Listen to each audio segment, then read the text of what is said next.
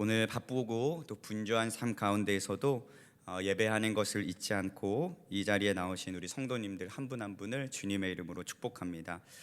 특별하게 하반기 호렙산 기도회가 진행되고 있음에도 많이 피곤하실 텐데 오늘도 자리를 지키시고 예배하시는 우리 성도님들에게 하나님의 더할 나위 없는 은혜와 축복이 가득하기를 주님의 이름으로 축복합니다.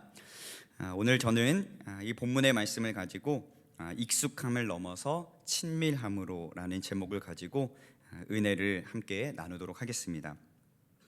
제가 어릴 때 처음으로 이 컴퓨터 키보드 자판을 접했을 때가 생각이 나는데요.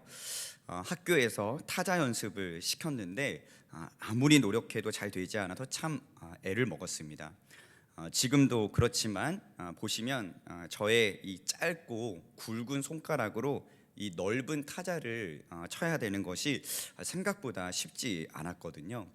무엇보다 머릿속으로 생각하고 자음과 모음을 하나하나씩 이렇게 입력하면서 글씨를 만들어야 하는 이 이중 작업이 얼마나 어려웠는지 모르겠습니다.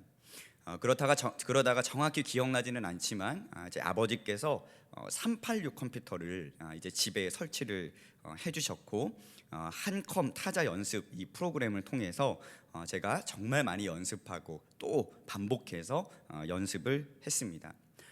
그런데 신기하게 아무리 노력해도 늘지 않을 것 같았던 이 타자 실력이 시간이 흘러서 익숙해지기 시작하니까 자연스럽게 늘기 시작하더라고요. 그래서 이제는 제가 타자를 굳이 보지 않고 컴퓨터 화면만 보고서도 자유롭게 이렇게 한글 자판을 입력할 수 있는 수준까지 되었습니다. 또 피아노도 그렇습니다. 저희 어머니께서 어릴 때부터 이상하게 저를 피아노 학원에 보내셨거든요. 지금은 좀 많이 바뀌었지만 당시에는 남자가 피아노 학원에 다닌다는 것이 영 어색하던 시기였기 때문에 어쩔 수 없이 억지로 학원을 다녔습니다. 처음 피아노 학원을 갔을 때 아직도 잊혀지지가 않는데 제 눈에는 너무나 커 보이는 피아노 건반을 제가 바라보면서 정말 얼이 빠졌던 기억이 납니다. 무엇보다 피아노 악보에 이 콩나물처럼 생긴 이 음표들이 계속 보고 또 봐도 이리저리 막 춤을 추는 것 같아서 너무 혼란스러운 데다가 피아노 건반도 쳐야 하죠. 또 손 모양도 신경 써야 되죠. 또 페달도 밟아야 하죠. 너무 정신이 없었습니다.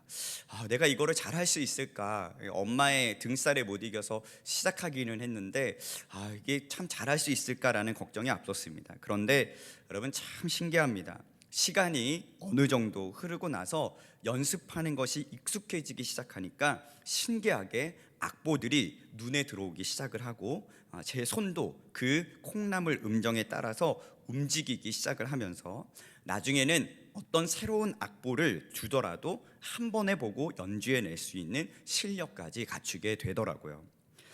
여러분 이처럼 무엇인가에 익숙해지는 것은 참 좋은 것입니다. 처음에는 영 어색하고 부자연스럽지만 익숙해지기 시작하면 우리에게 성취감과 그리고 만족감을 주기 시작하는 것이죠. 그리고 그때부터 느끼는 기쁨은 이루 말할 수 없을 정도로 너무나도 크게 다가옵니다. 무엇보다도 어떤 일에 익숙해지기 시작하면 느긋함을 갖게 되거든요. 여유가 생기게 됩니다. 긴장을 덜하게 되고 초조함도 사라지고 자신 있게 그 일을 처리할 수 있는 능력을 갖게 되는 것이죠. 우리의 신앙생활도 마찬가지입니다. 교회에 처음 나오게 되면 교회의 모든 것이 낯설고 익숙하지 않습니다. 예배를 드리는 것도, 기도를 하는 것도, 찬양을 부르는 것도, 또 우리가 성경을 읽는 것도, 또 성도들하고 함께 교제하는 것도 전부 다 어색하기만 하죠. 그런데 시간이 흘러서 이 낯설었던 교회의 분위기와 문화가 익숙해지기만 하면 예배를 드리는 것이 우리에게 기쁨이 되고, 또 말씀과 기도 없이는 우리가 살아가지 못하고, 성도 간의 교제를 통해서 우리가 힘을 얻게 되니까 익숙해지는 것은 정말 중요한 일이라고 할 수가 있습니다. 하지만 그 익숙함이 변질되기 시작하면 문제가 생깁니다. 마치 어떤 식품에 곰팡이가 생겨서 상하게 됐을 때 그 음식을 우리가 섭취하면 우리의 몸이 망치게 되듯이 우리의 신앙생활에 익숙함이 변질되기 시작하면 우리의 영혼이 망가지기 시작한다는 겁니다. 그래서 우리는 이 익숙함이 변질되지 않도록 늘 우리의 영혼을 돌보고 점검할 필요가 있습니다. 자, 그렇다면 우리는 어떤 부분에서 우리 신앙의 익숙함을 경계하고 늘 돌아봐야 할까요? 자, 첫 번째로는요, 구원의 확신에 대한 익숙함을 우리가 경계해야 할 필요가 있습니다. 자, 우리가 익숙함에 빠지게 되면 가장 먼저 마주하게 되는 신앙의 문제가 뭐냐? 구원의 확신에 관해서 아주 미온적으로 변하게 된다는 겁니다. 우리 모두 하나님을 인격적으로 처음 만났을 때 내가 십자가 은혜로 구원받았다는 확신을 갖게 된 때가 다들 있으실 겁니다. 죽을 수밖에 없는 나를 위해 예수님께서 십자가에 달려 죽으셨고 또 죄 가운데 신음하고 있는 나를 건져내셨다는 이 십자가 구원의 복음의 은혜를 깊이 깨닫고 우리가 그 복음 앞에 굴복했던 시간들, 그 추억들이 다들 있으실 거예요. 그런데 내 신앙이 익숙함의 한계를 만나게 돼서 변질하게 되면 당연하지 않은 것을 당연하게 여기게 됩니다. 특별히 십자가 복음에 대한 확신, 내 구원에 관한 확신을 너무 당연하게 여기게 되면서 믿음 생활이 흔들리기 시작하는 거거든요. 자, 그래서 고린도후서 13장 5절 말씀을 보면 우리가 믿음 안에 있는지 스스로 시험하고 확증해야 한다고 아주 강력하게 말씀하고 있습니다. 자, 우리 한 목소리로 함께 좀 읽어보도록 하겠습니다. 시작.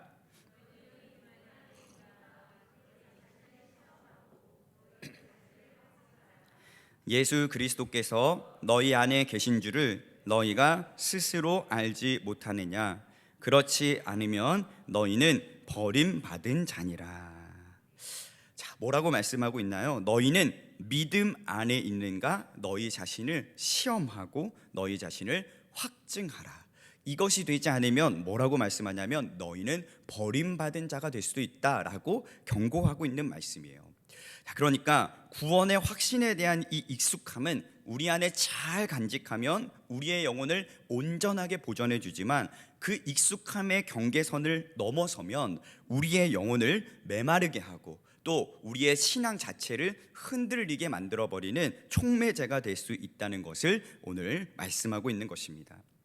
자, 두 번째로 우리가 경계해야 할 익숙함은 어떤 것이냐면 신앙생활 자체에 대한 익숙함을 경계해야 할 필요가 있습니다. 자, 우리가 코로나19로 인해서 거의 대부분의 교회가 함께 모여서 예배를 드리지 못했고 온라인으로 예배를 드렸습니다. 자, 그렇게 오랫동안 온라인으로 예배를 드리다 보니까 가장 취약하게 드러난 계층이 바로 30대, 40대였거든요. 자, 그래서 얼마 전 발표된 자료를 보면 현재 온라인으로 예배를 드리는 이 성도들을 현장 예배로 나오도록 온라인 예배를 만약에 중단한다고 했을 때 설문자의 단 57%만 교회의 현장 예배에 출석하겠다고 답을 했어요. 그러니까 나머지 43%는 아예 교회에 나오지 않겠다는 거죠. 그 중에서 30대가 49%, 40대가 51%로 전체 평균에 못 미치는 수치가 나왔고요. 특별하게 30대의 18%, 또 40대의 15%는 아예 온라인이든 현장 예배든 나는 교회에 아예 출석하지 않겠다라고 답을 했습니다. 결국 익숙해진 것이죠. 온라인 예배의 옳고 그름을 우리가 이야기하기는 어렵지만 예배에 대한 소중함, 예배에 대한 간절함, 그리고 신앙생활에 대한 그런 소중함들이 코로나 이전보다 약해졌다는 것은 아주 분명해 보입니다. 자, 그런데 한번 이렇게 가정해 봅시다. 만약 오늘 우리가 드리는 이 예배가 나의 마지막 예배라면 과연 나는 오늘 드리는 이 예배를 어떻게 드릴 것인가?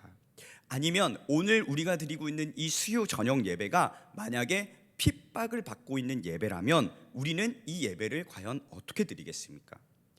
예배뿐만 아니라 기도, 그리고 말씀 생활, 그리고 성도 간의 교제, 그리고 우리가 하고 있는 헌신, 이 모든 것들, 우리의 신앙생활을 이루고 있는 이 요소들에 너무 익숙해져서 우리가 간절함을 잃어버리게 되면 그 익숙함이 오히려 우리의 신앙생활에 독이 될 수도 있다는 것을 우리는 꼭 잊지 말아야 합니다. 제가 대학교 3학년 때 일입니다. 군대를 다녀오고 나서 복학을 하면서 사역을 하지 않은 채 한 학기를 보내게 되었어요. 어떻게 보면 저에게 주어진 너무나 소중한 자유 시간이었고, 제가 이 시간을 허투루 보내고 싶지 않아서 남은 시간 동안 책도 많이 읽고 성경도 많이 읽고 그리고 기도도 열심히 하고, 무엇보다 큰 교회들을 좀 탐방하면서 앞으로 내가 어떤 목회자가 되어야 할지, 또 어떤 목회를 해야 할지 고민해보는 시간을 가져야겠다고 다짐을 했어요. 그런데 사람이 참 간사합니다. 처음에는 정말 열심히 책도 읽고 기도도 하고 또 말씀도 열심히 읽고 그리고 교회도 탐방을 하면서 최선을 다해서 그 시간을 보냈어요.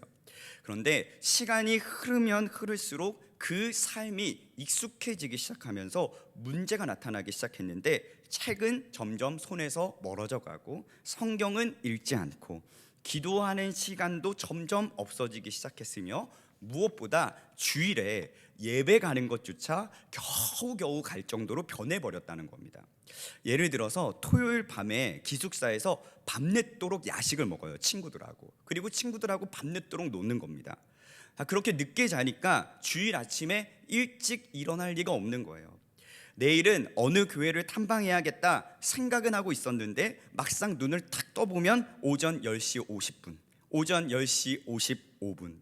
그렇게 저는 모자만 대충 눌러 쓴 채로 캠퍼스 안에 있는 대학교에 겨우겨우 시간을 맞춰서 예배를 드리러 갔어요. 그곳에서 예배를 드리는 둥 마는 둥 하다가 기숙사로 돌아오는 패턴을 꽤 오랫동안, 몇 달 동안 지속하게 되었습니다. 그런데 사실 마음으로는 너무 편했어요. 그리고 사실 몸도 너무 편했습니다. 지금까지 주일에 제 마음대로 자유롭게 교회를 다녀본 적이 없기 때문에 그 시간 자체가 너무 행복했습니다. 왜냐하면 그 전까지 교회에 주일을 빠지면 부모님한테 엄청 혼났거든요. 그러니까 자유롭게 정말 제 마음대로 주일에 예배를 드리는 것이 정말 저에게 오랜만이었기 때문에 몸도 마음도 너무 편했어요. 그런데 문제는 그렇게 익숙해지기 시작하니까 하나님을 향한 마음, 하나님을 향한 갈망, 하나님을 향한 진심이 점점 사라지더라는 겁니다. 무엇보다 가장 큰 문제는요, 저 자신에 대한 정체성이 희미해지기 시작했어요. 그 정체성의 희미함은 결국 구원의 확신마저 흔들리게 만들었고, 예배드리면 된 거 아니야 라는 식의 나만의 개념 정리, 나만의 결론을 내어버리고 거기서 끝난다는 것입니다. 자, 그러다 보면 영혼이 아주 메말라져 가거든요. 살고는 있는데 마치 죽은 것 같은 그런 느낌으로 살아갔습니다. 저 또한 그랬어요. 겉으로는 너무 멀쩡했거든요. 그런데 사실 제 영혼은 너무 메말라져 가고 있었습니다. 익숙함으로 인해서 구원의 확신은 점점 불안함으로 바뀌어가고 제 안에 있었던 연약함과 두려움들을 꽁꽁 숨겨야 하는 이중적인 삶을 살 수밖에 없었습니다. 자, 그러다가 제가 여느 때와 다름없이 제가 섬기고 있었던 대학교의 수요예배 찬양팀 모임을 참석을 했습니다. 늘 매주 있었던 모임이기 때문에 그냥 별 기대감 없이 자리에 앉아서 메말라지고 비틀어진 채 그 영혼을 그냥 그렇게 내버려둔 채 저는 그냥 그렇게 앉아 있었어요. 그런데 그때 갑자기 설명할 수 없는 강권적인 성령의 임재가 저에게 임하기 시작했습니다.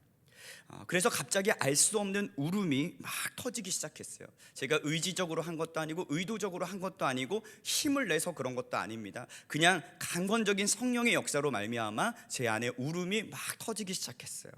그러면서 저의 죄가 파노라마처럼 이렇게 싹 지나가기 시작했습니다. 알게 모르게 지었던 죄들, 제가 지금까지 지었던 모든 죄들이 하나하나 너무 선명하게 슬로우 비디오처럼 이렇게 다 보이면서 하나님 앞에서 저의 추함과 더러움이 낱낱이 드러나게 되었어요. 자, 그때 즈음에 주변에 있던 사람들이 막 동요하기 시작했어요. 너무 평범한 기도회였는데 제가 막 미친 사람처럼 꼭꼭 막 울면서 기도를 하고 있으니까 이 다들 어떻게 된 거지 사태를 파악하고 있다가 제 친구들이 한 명씩 두 명씩 와서 저를 붙잡고 함께 기도해 주기 시작을 했어요. 자, 그렇게 제가 막 울면서 소리를 지르면서 기도를 하고 있는데 갑자기 제 눈앞에서 화면이 바뀌더니 예수님께서 저의 죄 때문에 무거운 십자가를 지시고 골고다 언덕을 오르시는 장면이 보이기 시작을 했습니다. 아, 예수님께서 나의 죄 때문에 저렇게 모진 고통을 감당하셨구나. 이렇게 연약한 나를 위해서 예수님이 십자가를 지시고 골고다 언덕을 오르셨구나. 그것 때문에 너무 마음이 아파서 막 울면서 기도를 하고 있는데 갑작스럽게 가시관을 쓰시고 피범벅이 되신 그 예수님의 얼굴이 클로즈업이 되면서 저를 두 눈으로 똑바로 바라보시는 거예요. 그 예수님의 얼굴, 그 예수님의 두 눈을 보는 순간 저는 완전히 꼬꾸라졌습니다. 그리고 이렇게 소리쳤어요. 예수님, 저 좀 살려주세요. 예수님, 저 죽고 싶지 않아요. 예수님, 제발 저 좀 살려주세요. 저 지옥에 가고 싶지 않아요. 그렇게 얼마나 부르짖었을까요? 제 안에서 이전에 경험하지 못했던 완전한 평강이 임하는 것을 느낄 수 있었습니다. 마치 우리가 잔잔한 호수에 돌 하나를 던졌을 때 그 돌 하나 때문에 잔잔한 파동이 일어나는 것처럼 제 안에 요동치던 불안했던 그 심령이 예수님의 완전하신 평안으로 점점 채워져 가고 있다는 것을 제가 온 몸으로 느낄 수가 있었어요. 그러니까 그 어느 때보다 하나님이 너무 친밀하게 느껴지더라고요. 와, 지금 이대로 내가 죽어도 여한이 없겠다. 내가 지금 죽어도 나는 천국에 갈 수 있겠다.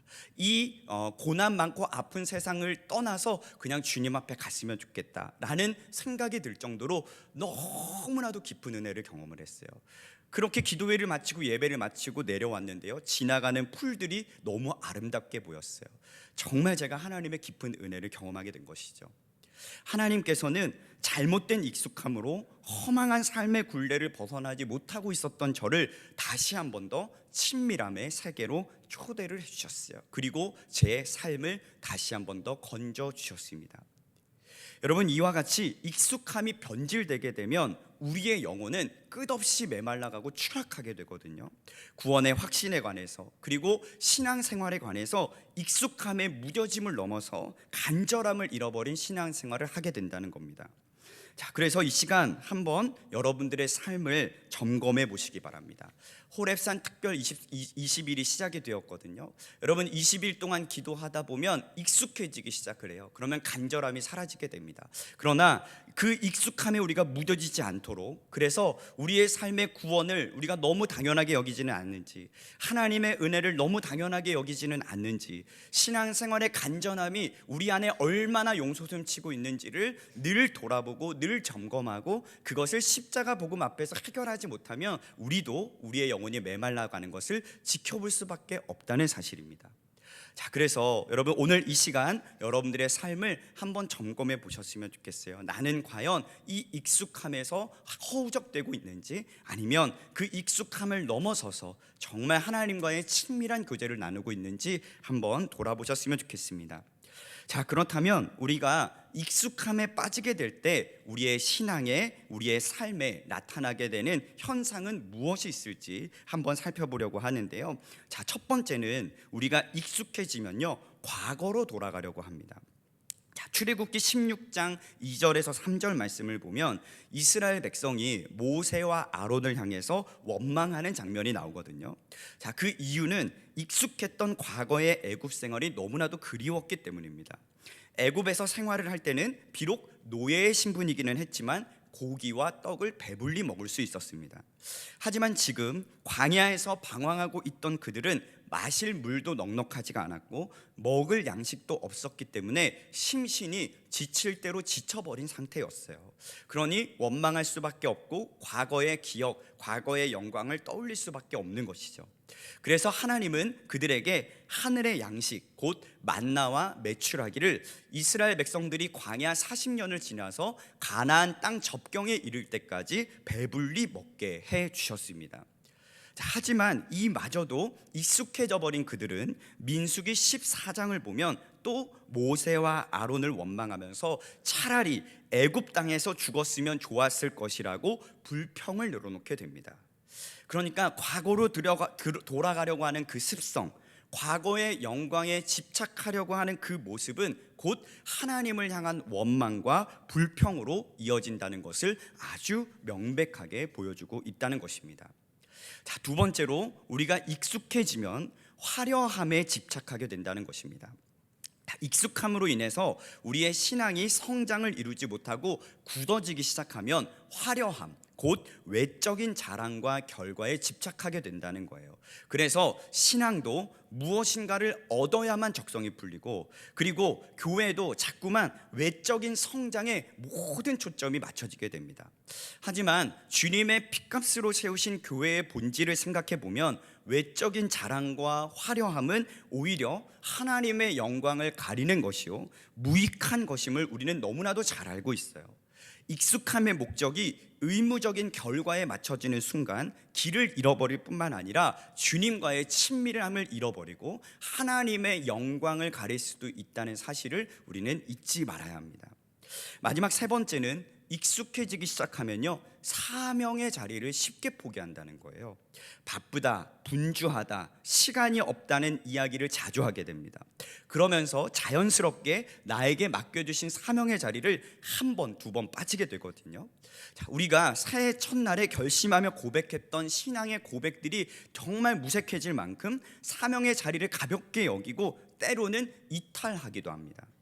자, 그런데 생각을 해보면 이 모든 포기의 출발은요 사실 분주하고 바쁘다기보다는 주님과의 친밀한 사귐이 충분히 없었기 때문이라는 것을 우리는 이미 잘 알고 있습니다. 다만 인정하지 않고 받아들이지 않을 뿐이죠. 주님과의 친밀함이 있는 사람은 아무리 바쁘고 피곤하더라도 사명의 자리를 함부로 포기하지 않습니다. 왜냐하면 그 사명의 자리는 나의 힘과 능력으로 감당하는 자리가 아니라는 것을 이미 알고 있기 때문에 그래요. 그러니까 더욱 주님께 나아가야 되고 주님의 도움을 구해야 되고 주님께서 부어주시는 힘과 능력으로 그 사명을 감당해야 되기 때문에 주님과의 친밀한 시간을 놓칠 수가 없는 것이죠. 그것으로 인해서 끝까지 넉넉하게 감당할 수 있는 것입니다. 자, 결국에 익숙함의 목적을 분명하게 설정해야 한다는 거예요. 그렇지 않으면 우리는 언제든지 신앙의 한계를 경험할 수밖에 없다는 것입니다. 여러분, 예수님을 한번 보세요. 예수님께서는 습관을 쫓아서 새벽마다 한적한 곳에서 성부 하나님께 기도하셨습니다. 마치 정해진 루틴처럼 익숙한 시간, 익숙한 장소에서 늘 하늘을 바라보며 기도하셨고 하루의 사명을 감당하셨어요. 그 습관, 그 익숙함의 목적은 다른 것이 아니었습니다. 바로 하나님과의 친밀함이었죠. 그 친밀한 사귐을 통해서 하나님께서 부어주시는 힘과 능력을 힘입고 예수님께서 감당해야 할 그 십자가의 사명을 넉넉히 감당하실 수 있었던 것입니다. 그래서 하나님은 그 아들 예수님을 향해서 늘 이렇게 말씀하셨어요. 하늘로부터 소리가 있어 말씀하시되 이는 내 사랑하는 아들이요 내 기뻐하는 자라 하시니라. 자, 그러니까 예수님은 지금 익숙함을 넘어서 친밀하심까지로 나아가심으로 말미암아 하나님의 사랑이 되셨고 하나님의 기쁨이 되셨다는 겁니다. 그래서 오늘 사도 바울도 이렇게 고백하는 거예요. 형제들아, 내가 그리스도 예수 우리 주 안에서 가진 바 너희에 대한 나의 자랑을 두고 단언하노니 나는 날마다 죽노라. 우리가 예수님처럼 그리고 사도 바울처럼 어떻게 익숙함을 넘어서 친밀한 관계까지 나아갈 수 있을까요? 묵상하다가 제 안에 떠오르는 문장이 바로 이거였어요. 나는 날마다 죽노라. 이것은 날마다 예수님의 죽음을 자신의 몸에 짊어지고 그리스도의 남은 고난을 자신의 육체에 채우는 것입니다. 당시 이 고백을 기록한 사도 바울은요, 복음을 전하는 일 때문에 정치적으로, 그리고 경제적으로, 그리고 종교적으로 아주 큰 위협을 당하고 있었어요. 그래서 사도행전 19장을 보면 이러한 일들 때문에 거대한 극장 안에 소요가 일어나게 되었어요. 그곳에서 사도 바울의 동료들이 모진 고통을 감내하고 있을 때 사도 바울이 말리려고 뛰어들어가는 것을 동료들이 주변에서 뜯어 말리는 장면이 나옵니다. 자, 그러니까 이러한 상황 속에서 복음을 전하고 있었던 사도 바울은 허투루 하나님의 일을 감당할 수가 없었습니다. 끝없는 핍박과 죽음의 위협 속에서 담대하게 사명을 감당하려면 늘 그랬던 것처럼 주님과의 친밀함을 놓치지 말아야 했어요. 그래서 날마다 주님 안에서 죽는 일이 그에게는 아주 중요한 것이었습니다. 그 치열함 속에서 사도 바울은 이렇게 고백했습니다. 내가 그리스도와 함께 십자가에 못 박혔나니 그런즉 이제는 내가 사는 것이 아니요 오직 내 안에 그리스도께서 사시는 것이라. 우리도 마찬가지입니다. 어쩌다 한 번이 아니라 어떠한 상황과 환경에 관계없이 날마다 주님 앞에 나아가서 나의 자아를 십자가에 못 박고 주님 앞에 겸손한 마음으로 나아갈 때 주님과의 친밀함을 회복하고 우리에게 맡겨주신 삶, 우리에게 맡겨주신 사명의 자리를 온전하게 감당할 수 있다는 것을 오늘 사도 바울의 고백을 통해서 우리 성도님들이 깨달으셔야 돼요. 제가 목회자가 되기 전에 수련 목회자 과정을 서울에서 했습니다. 감리교에서 손꼽히는 대형교회에서 수련목을 할 수 있다는 것은 저에게 정말 좋은 기회였습니다. 강원도 시골 출신인 제가 서울 한복판에서, 그것도 큰 교회에서 사역할 수 있다는 것은 정말 꿈같은 일이었습니다. 도대체 저 큰 교회는 어떻게 돌아가는 걸까? 어떤 체계가 있고 어떤 프로그램이 있을까? 신학교를 다닐 때부터 늘 초미의 관심사였기 때문에 우연히 저에게 찾아온 기회를 놓칠 수가 없었습니다. 자, 그렇게 시작된 사역은 제가 상상했던 것 이상의 더 큰 영역이었어요. 마치 대기업과 같이 촘촘하게 구분되고 잘 정비되어 있던 부서들, 그에 따른 역할 분담이 너무나도 확실했기 때문에 모든 것이 어색했던 저는 그 시스템이 익숙해질 때까지 꽤 오랜 시간을 노력을 해야 했습니다. 그때 배웠던 것 중에 하나가 목회자는 사계절 내내 이 정장 재킷을 절대로 벗지 않아야 한다는 것입니다. 또 가능하면 무더운 여름날에도 반팔 와이셔츠도 지양해야 했어요. 너무 고지식하게 시대를 역행하는 것이 아니냐 하실 수도 있겠지만 목회자의 품위와 그리고 자세를 끝까지 지켜야 한다는 그 교회만의 목회 철학이었습니다.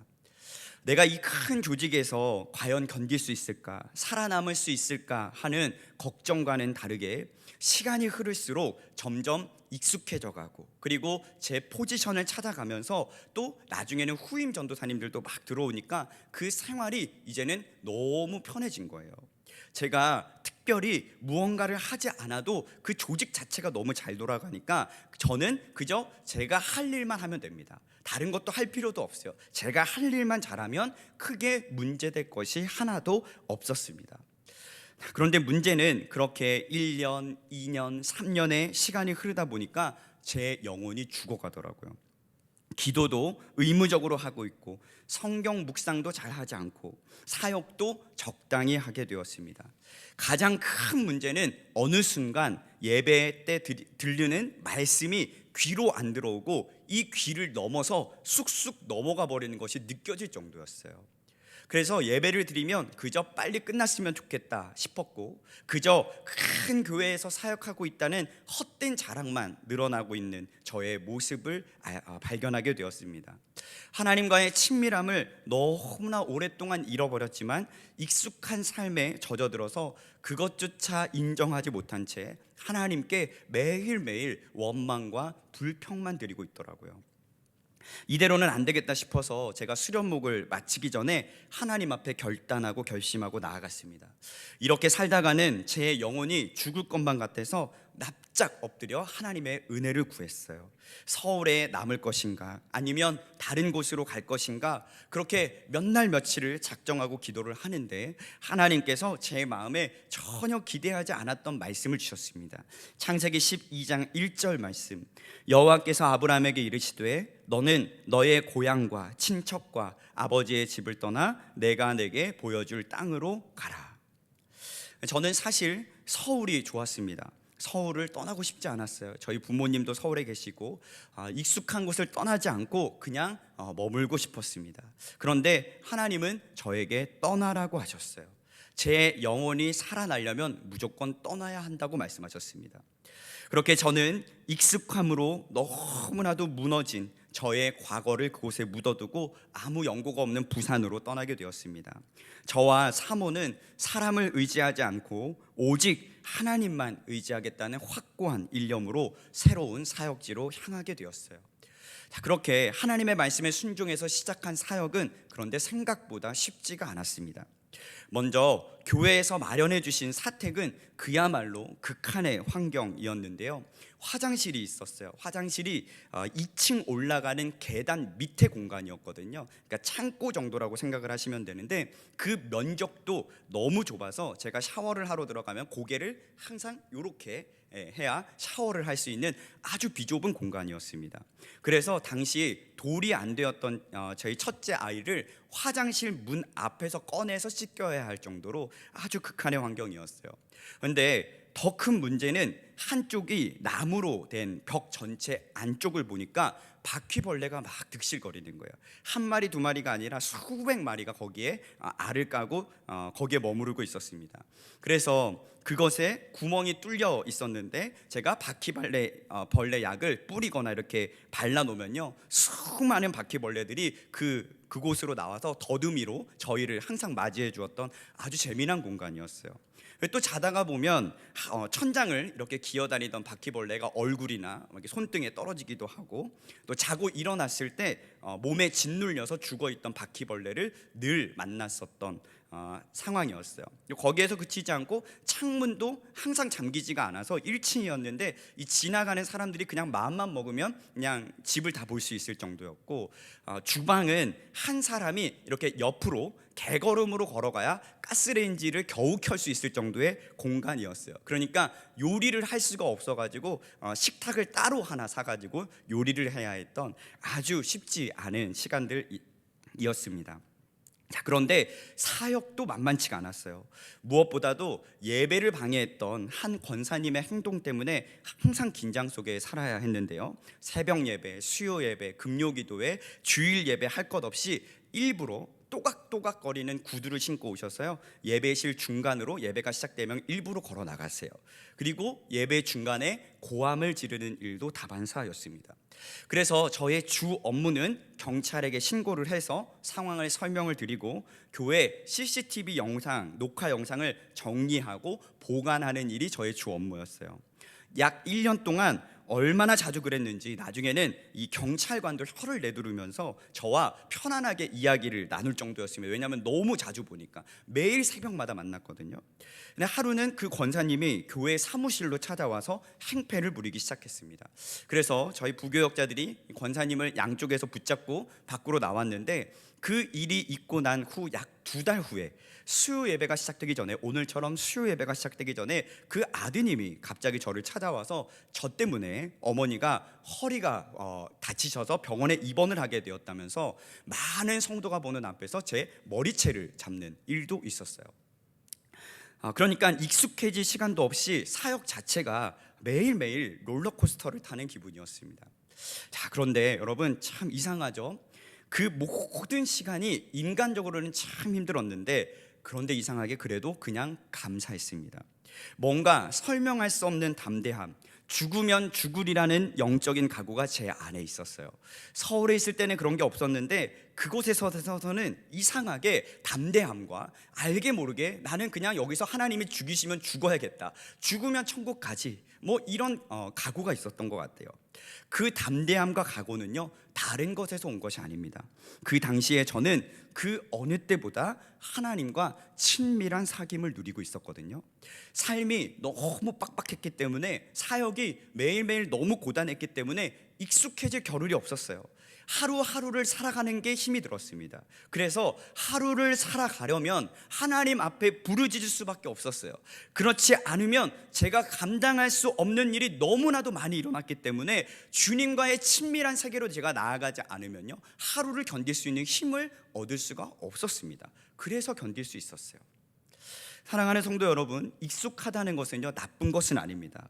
우리의 신앙을 더 성숙시키는 아주 중요한 기점이 되거든요. 다만 목적과 방향성을 잃어버리는 순간 그 익숙함은 오히려 우리에게 독이 된다는 것을 여러분 잊지 마셔야 돼요. 그래서 우리는 이 익숙함의 방향과 그 끝이 언제나 주님과의 친밀함이 될 수 있도록 늘 우리의 삶을 점검하고 또 점검해야 할 필요가 있다는 것입니다. 익숙함을 넘어서서 친밀함으로 나아가는 그 순간 우리의 영혼은 살게 되는 거예요. 그렇게 또 하루를 살아갈 능력과 힘을 주님과의 친밀한 관계에서 얻을 수가 있는 것입니다. 바라기는 오늘 이곳에 모여서 함께 예배하는 우리 사랑하는 모든 성도님들이 익숙함을 넘어서 주님과의 친밀한 사귐까지 나아갈 수 있는 복된 삶들이 되셔서 정말 주님의 친밀함 안에서 주님께서 부어주시는 힘과 능력으로 우리에게 맡겨주신 너무나도 팍팍한, 너무나도 고통스러운 우리의 삶을 감당하고 또 우리에게 맡겨주신 이 십자가 사명을 우리가 우리의 힘으로 감당하는 것이 아니라 주님과의 그 친밀한 교제 속에서 얻는 힘과 능력으로 감당할 수 있는 우리 성도님들 되셨으면 좋겠습니다. 그러면 우리 교회가 크지 않아도, 우리 교회가 많이 성장하지 않아도 주님께서 우리를 바라보실 때 기뻐하시는 것 그 자체만으로도 우리의 삶을 통해서 하나님의 영광이 드러나게 되는 것이거든요. 오늘 우리 사랑하는 성도님들, 또 우리 탑동교회가 정말 익숙함을 넘어서 주님과의 친밀한 사귐으로 들어가는, 그래서 행복한 교회, 행복한 성도로서의 정체성을 올 한 해 마무리에 되는 그 시간까지 잘 간직할 수 있는 우리 모두가 되었으면 좋겠습니다. 그렇게 남은 한 주도 여러분 치열하게 부르짖고 기도하며 나아가는 우리 성도님들 되시기를 주님의 이름으로 간절히 축복합니다. 기도하겠습니다.